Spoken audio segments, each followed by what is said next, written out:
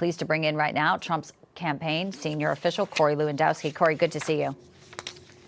Great. Thanks for having me. All right, this video, it was posted a few years ago, but the similarities are so chilling. It calls for revenge to Qasem Soleimani. We know that Iran right now is getting hammered by Israel with Hezbollah. So you're getting briefed on these Iranian threats. We just talked about the Pakistani arrested with ties. Some say this is a window that Iran is very seriously looking to take before an election. How concerned are you, and what do you know that perhaps we haven't been revealed yet about this? Well, Bianca, I don't want to share too much internal information, but I can tell you this, that the U.S. Secret Service and the intelligence community have had the opportunity to brief President Trump on the threat that has been against him. They have increased their level of protection around President Trump. He has a full complement now equal to what Joe Biden has when he's out traveling.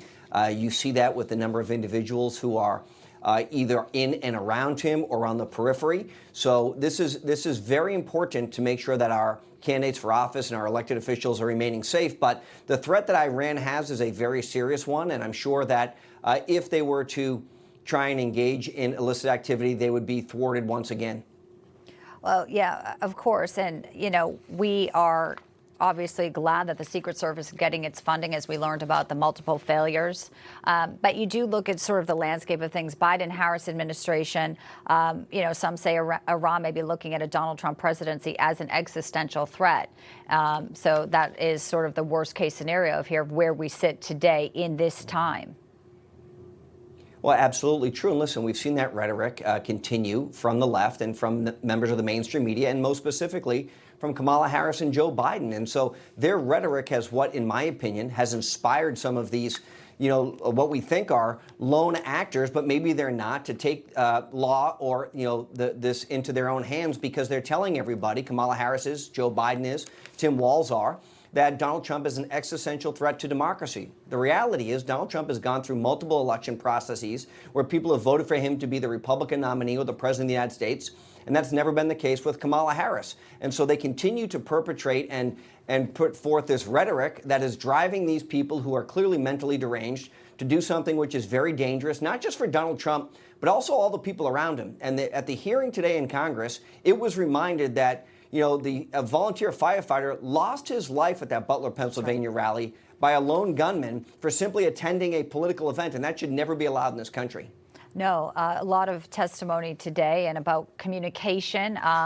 We've talked to folks who say it's Donald Trump obviously very happy and very appreciative of what he has today with the ongoing protection. But do you tailor anything? Is there anything you need to do in so far as, making sure you're going back to Butler in just a few weeks, Corey? Well, look, I hope that what we learned from the Butler incident was that there was clearly a lack of communication. There were individuals there who, I think the word they used was complacent. We can have no complacency when it comes to people's personal protection and national security issues. So there can be no complacency. The fact that we had a Secret Service operator who had to call an 800 number to figure out how to fly a drone, and then we had an individual who said, it never crossed my mind to alert other members of the team that there was a threat on a rooftop. It never crossed my mind to take Donald Trump off of that stage. Look, we need to have a better communication structure. The men and women of the U.S. Secret Service do a phenomenal job of protecting Donald Trump, who are there as part of his immediate team. But we have to have accountability. And the fact that the former director was given the opportunity to resign and not be fired is a travesty to justice, in my opinion. Corey Lewandowski, appreciate your thoughtful comments today. Good to have you in.